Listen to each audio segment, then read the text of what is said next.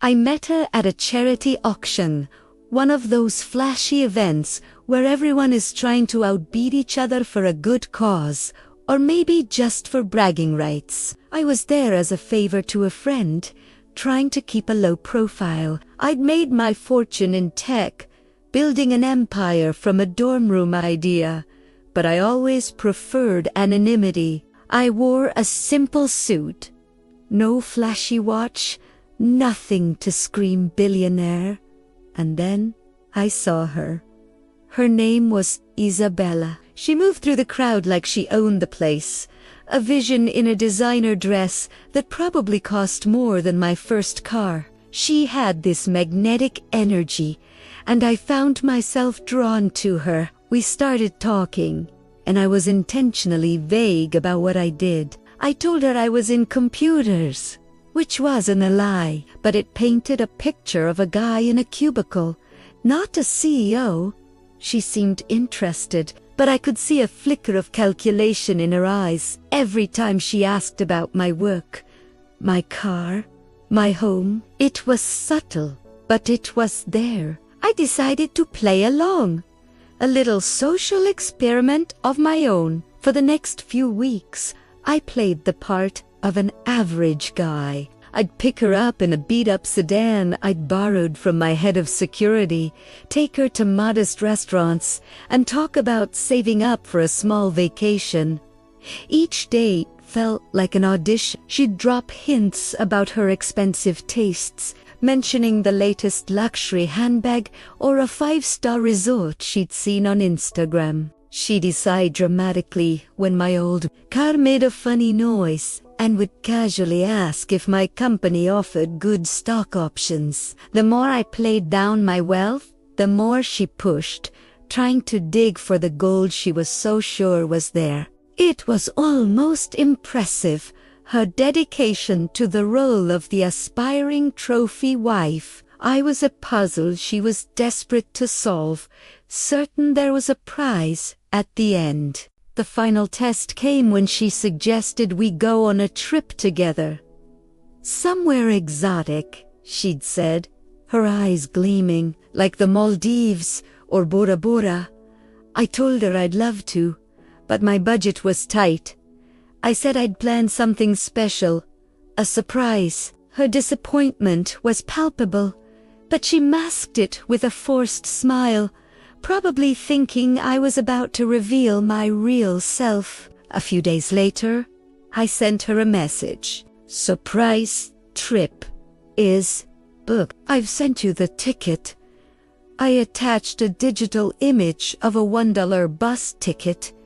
The destination, a tiny, remote town on the coast, hundreds of miles away, known for absolutely nothing. I expected an angry text, a breakup call, maybe even to be blocked, but for 2 days there was only silence. I figured that was it. My little experiment was over, and the results were clear. She was out. Then, on the 3rd day, I got a text from a number I didn't recognize. I'm here. Where's my island? I was stunned. She actually went. She took the bus. I checked the location tracking on the burner phone number one had used. She was indeed in that forgotten coastal town. This was a twist I hadn't seen coming. My curiosity got the better of me. What was her game? So I decided to escalate my own. I sent a helicopter to pick her up. Not a luxury one, but a basic, no-frills chopper, the kind used for utility work. I wanted to see her reaction when she landed on my private island, the one I had actually purchased a few years ago for $45 million. I was waiting on the helipad. The look on her face was a masterpiece of confusion, shock, and dawning realization. She stepped out, looking windswept from the bus ride and the helicopter trip. Her designer dress, now looking completely out of place. You came, I said, unable to hide my surprise. She just stared at me, Then at the sprawling villa behind me, the infinity pool, the white sand beach. You sent me a bus ticket, she stammered. I thought. She paused. I thought it was a test, a bizarre, twisted test to see if I was worthy. I laughed. A test, maybe. But I never expected you to actually show up. I thought you were just after money. Her expression hardened. So, you admit? You were playing me? She shot back. Weren't you playing me? I countered, talking about your love for simple things while name-dropping Gucci every 5 minutes. We stood there, a strange standoff on a paradise island, the gold digger and the billionaire who had tried to trick each other. She took a deep breath, a strange calm settling over her. Fine, she said. You're right. I was sizing you up. In my world, you have to. But I also got on that bus. I rode for 16 hours next to a guy who was carrying a live chicken. I ate gas station sandwiches and slept with my purse as a pillow. I did that because a tiny part of me thought, what if he's different? What if this is real? And even if it was just a crazy story, I wanted to see how it ended. Her honesty was disarming.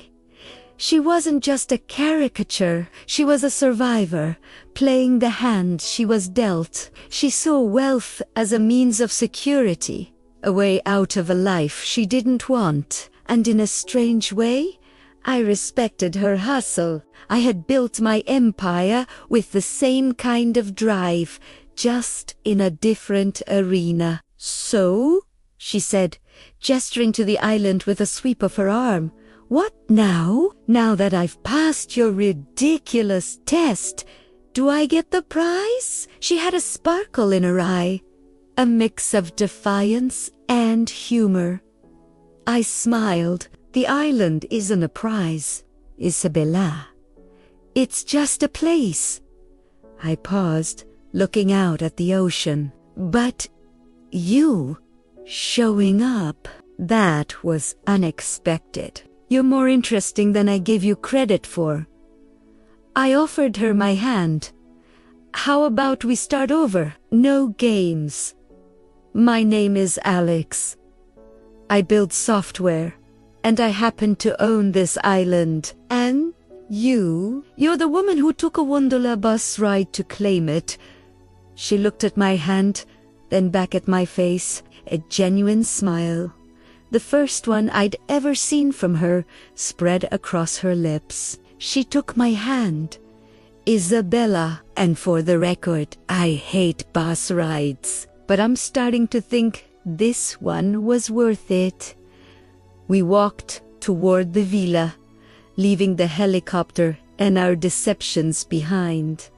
I had no idea where this was going. Maybe she was just an incredibly skilled player who had just won the final round. Or maybe, just maybe, we had both been so busy playing a game that we stumbled into something real by accident. On an island built from code and cash, I was about to find out if you could find something authentic with the most inauthentic of beginnings. One thing was for sure. It was going to be an interesting vacation.